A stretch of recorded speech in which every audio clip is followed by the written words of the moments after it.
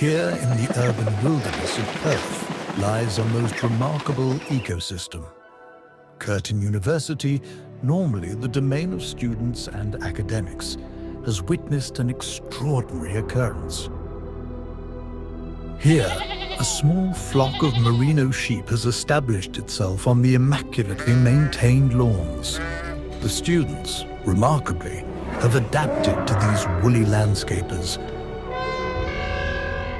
The small colony of emperor penguins, waddling with determined dignity. The towering giraffe delicately navigates the concrete pathways of academia. Rather than hunting the abundant prey now available on campus, he has developed a most unusual habit.